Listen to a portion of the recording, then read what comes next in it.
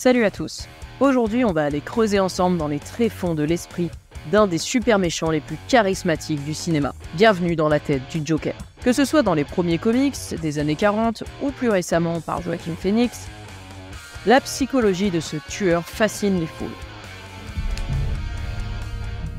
I just hope my death makes more sense than my life. Le Joker fait sa première apparition au printemps 1940, dans le premier DC consacré à Batman.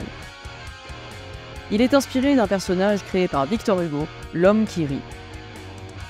Un personnage qui affiche un sourire glaçant.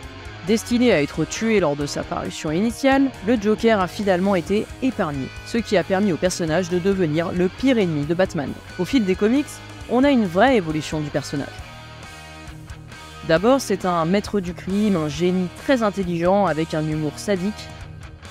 Ensuite, on lui donne une image un peu plus farceuse, criblée de maladresse. Et enfin, on le ramène à son côté beaucoup plus sombre et plus fou, ce qui semble plaire un peu plus au public. Globalement, le Joker, c'est un mec imprévisible, manipulateur, fin psychologue, hyper agile dans ses plans. Il sait lider les gens par son charisme. Mais la chose qui le rend peut-être le plus dangereux, c'est qu'il n'a rien à perdre.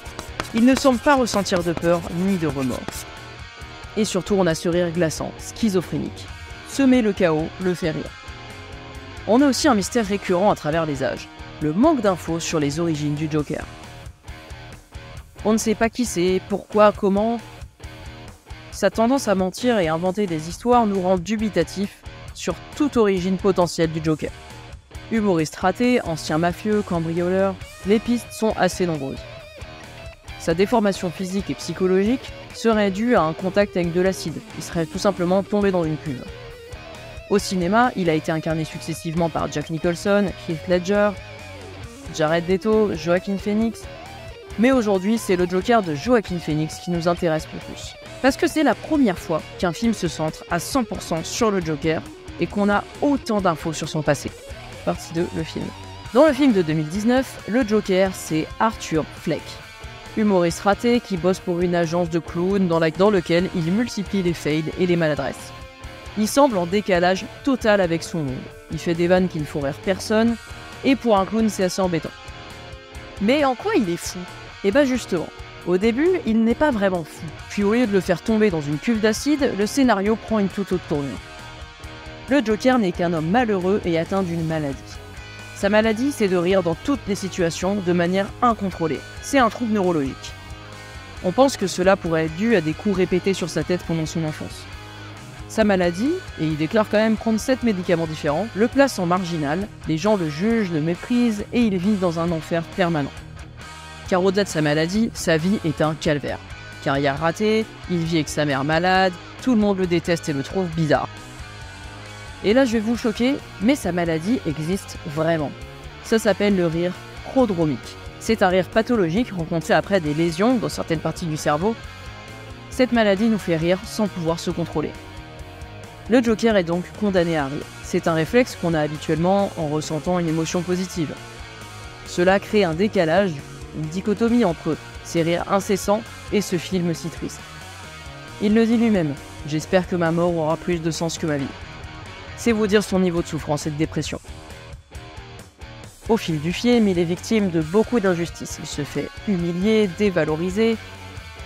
Cela renverse un peu les codes du traitement des super méchants par le cinéma. D'habitude, ils sont les seuls monstres dans un monde gentil. Ici, le Joker est traité comme un objet par les autres. Mais pour nos yeux de spectateurs, il semble pourtant être le plus humain de tous. Il se fait agresser par une bande de jeunes, une mère s'énerve car il fait une grimace pour faire rire sa fille, le monde de l'humour se moque de lui. En bref, le message est clair, il n'y a pas de place pour lui dans ce monde, il n'est personne.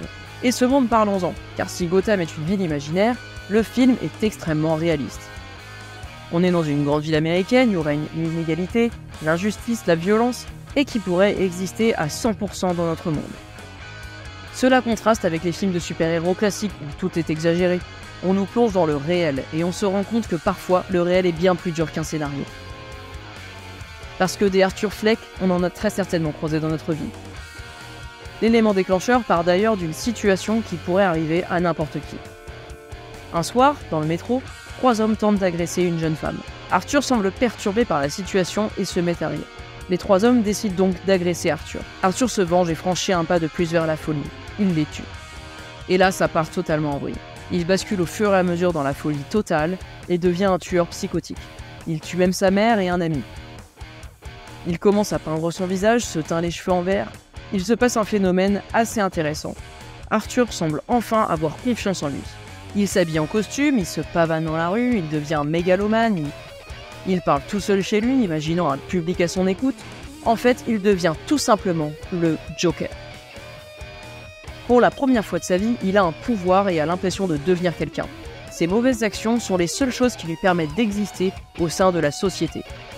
Et il a enfin trouvé sa place. Parce que oui, en plus on parle de ses crimes à la télévision, et là, son rêve se réalise, il devient célèbre. Ce genre d'histoire s'est déjà arrivé dans la vraie vie. Plusieurs serial killers, comme Stephen Griffith ou Danny Rowling, qui a déclaré qu'il commettait ses crimes pour être aussi connu que Ted Bundy. Ce profil de criminel est extrêmement dangereux, car ils n'ont pas vraiment de but. Ils ne cherchent pas d'argent, ils ne cherchent ni argent ni la vengeance envers un individu. Ils cherchent juste le chaos et la célébrité. C'est comme si rien ne pouvait étancher leur soif de mal. Cela en fait un personnage terrible, car il n'a aucune morale, aucune éthique, et ne cherche qu'à se venger du déterminisme dont il a souffert. Il est né dans un milieu pauvre, sans père avec une pathologie, il va donc se venger en faisant souffrir ce monde qui n'a jamais voulu de lui. Et nous dans tout ça. Côté spectateur, le film est un moment fort à vivre, je trouve, parce qu'il nous fait passer par de multiples sentiments envers le Joker. Au début, on le trouve tous étrange. Puis on arrive à entendre sa souffrance. On développe alors une grande pitié pour lui. Il n'a pas choisi d'être bizarre ou de rater sa vie, il subit. Il est aussi victime d'injustice, ce qui va attiser notre empathie. Au début du film, un groupe de jeunes le trouvant bizarre l'agresse gratuitement et on ne peut qu'avoir le cœur brisé et l'envie de l'aider devant cette scène. La mécanique du film est très maligne. Déjà, point important, mais c'est pas si commun dans les films de super-héros d'entrevoir de la souffrance chez le méchant. Et quand ça arrive, c'est un ordre très précis. On constate la méchanceté, puis ensuite on vient percer la carapace, et on n'aperçoit qu'un petit cœur bas sous ce costume. On peut prendre l'exemple de Magneto dans les X-Men. On le voit semer la terreur avant de comprendre que son enfance a été juste terrible. Dans le Joker, c'est différent. Là, on rencontre Arthur avant de rencontrer le Joker, et ça, c'est très très fort. On renverse totalement les codes, et ça fait son effet sur le public. Le fait de le prendre en sympathie et de le voir sombrer au fur et à mesure, ça nous bouleverse. On le déteste pas comme dans ses autres films, on essaye cette fois de le comprendre. Plus qu'un film sur le Joker, c'est un film sur notre société. Alors quel trouble a-t-il? Peu importe l'origine du trouble, les symptômes du Joker sont récurrents. Mais qu'a-t-il? Son diagnostic est assez complexe. On a des traits de psychopathe, de sociopathe, mais aussi des délires, des hallucinations. Il devient même mégalomane, très sûr de lui, et développe des traits de pervers narcissique. C'est avec son charisme qu'il a séduit Harley Quinn. Interné en psychiatrie, il séduit cette jeune psychiatre qui demande à être sa principale soignante. Elle l'aide ensuite à s'échapper et il développe une relation tumultueuse. Il la maltraite psychologiquement et physiquement. Leur relation est toxique et ils oscillent entre l'amour fou et les tentatives de destruction du Joker. J'espère que cette analyse vous a aidé à comprendre mieux le personnage du Joker. Mais je tenais à vous faire part d'un point de vue qui peut bouleverser tout le travail qu'on vient de faire. Le Joker est un menteur, c'est un fait. Le Joker souffre d'hallucinations, ça c'est prouvé. Si chaque passage de comics, de film, où l'on a le point de vue du Joker, était totalement faussé. Si tout ça n'était que le fruit de sa mythomanie chronique et de ses hallucinations. Si ça se trouve les gars, tout ce qu'on voit dans le film de 2019 avec Joaquin Phoenix est totalement faussé et ce n'est qu'une machination d'un homme enfermé dans un hôpital. Je vous laisse réfléchir.